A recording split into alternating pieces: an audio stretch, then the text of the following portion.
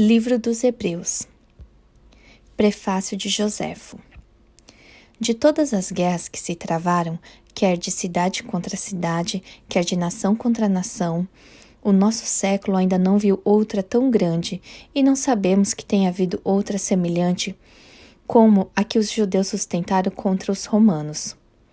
Houve, no entanto, pessoas que se dispuseram a escrevê-la, embora por si mesmas dela nada soubessem, baseando seus conhecimentos apenas em informações vãs e falsas.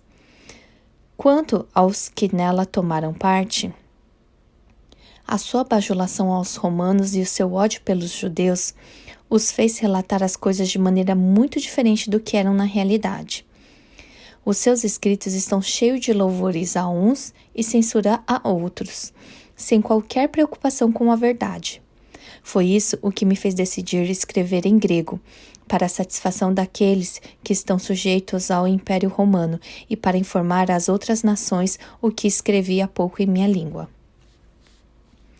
Meu pai chama-se Matatias, meu nome é Joséfo, e sou hebreu de nascimento, sacerdote em Jerusalém. No princípio, combati contra os romanos, e a necessidade, por fim, me obrigou a empreender a carreira das armas. Quando essa grande guerra começou, o Império Romano era agitado por questões internas.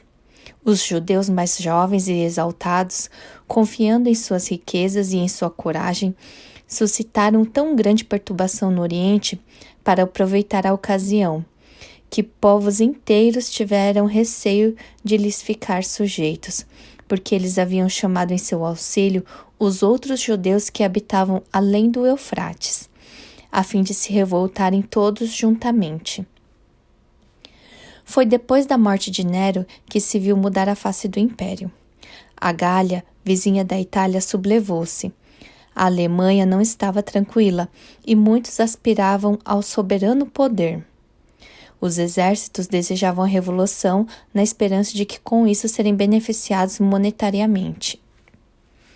Como todas essas coisas eram por demais importantes, a tristeza que senti ao ver que se desvirtuava a verdade fez-me tomar o cuidado de informar exatamente aos partos, aos babilônios, aos mais afastados entre os árabes, aos judeus que habitam além do Eufrates e aos atenienses acerca da causa dessa guerra, bem como de tudo que se passou e de que modo ela chegou ao fim. E não posso ainda agora tolerar que os gregos e os romanos que não estavam presentes a ignorem e sejam enganados pela bajulação desses historiadores que só lhe narraram fábulas. Confesso não poder compreender a imprudência deles quando, para fazerem passar os romanos pelos primeiros de todos os homens, rebaixam os judeus. Será uma grande glória superar inimigos pouco temíveis? Ignoram eles as forças poderosas empregadas pelos romanos nessa guerra, durante o tempo em que ela durou, e as dificuldades que suportaram? Não consideram eles que é diminuir o mérito extraordinário de seus generais, minimizar a resistência que o valor dos judeus os fez experimentar na execução de tão difícil empreendimento? Evitarei bem imitá-los, revelando, além da verdade, os feitos dos de minha nação, tal como eles relataram os dos romanos. Farei justiça a uns e a outros, expondo os fatos sinceramente. Nada afirmarei que não possa provar, e não procurarei outro alívio à minha dor, senão deplorando a ruína de minha pátria. Ainda mais quando o próprio imperador Tito, que teve a direção de toda a guerra e dela fez referência como testemunha, reconheceu que as divisões domésticas foram a causa de nossa derrota e que não foi voluntariamente, mas por culpa daqueles que se haviam tornado os nossos tiranos, que os romanos incendiaram nosso templo. Esse grande príncipe não somente teve compaixão desse pobre povo, vendo-o correr para sua própria ruína, pela violência daqueles facciosos, como também ele mesmo muitas vezes adiou a tomada da praça para lhes dar tempo e ocasião de se arrepender.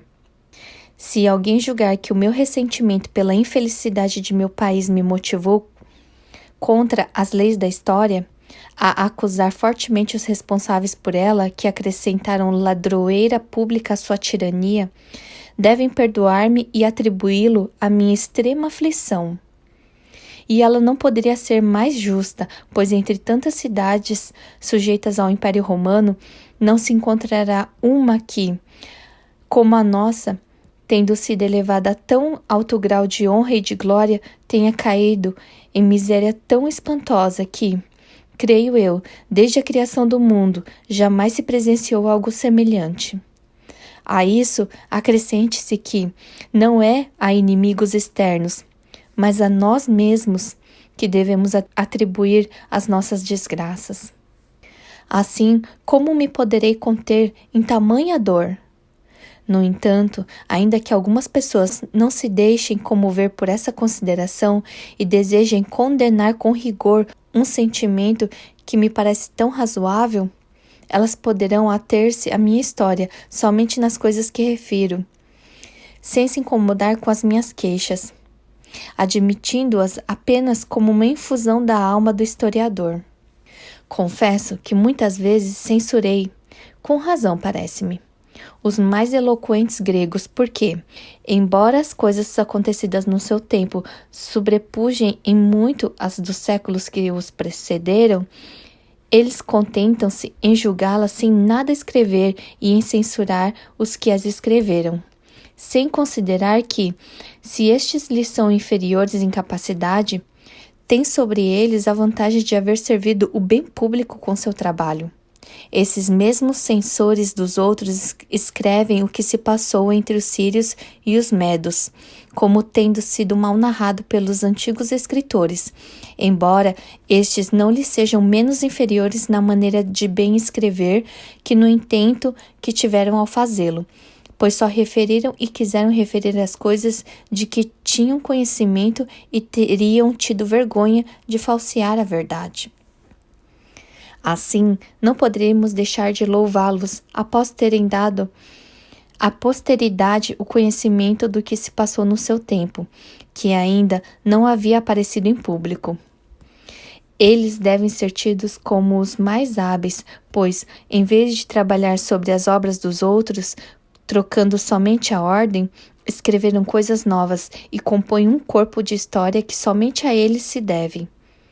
Por mim, posso dizer que, sendo estrangeiro, não houve despesa que eu não fizesse, nem cuidado que não tomasse para informar os gregos e os romanos de tudo que se refere à nossa nação.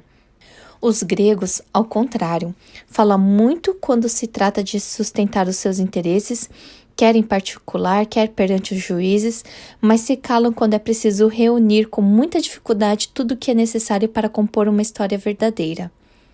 E não acham estranho que aqueles que nenhum conhecimento têm dos feitos dos príncipes e dos grandes generais e são incapazes de os descrever, ousem fazê-lo.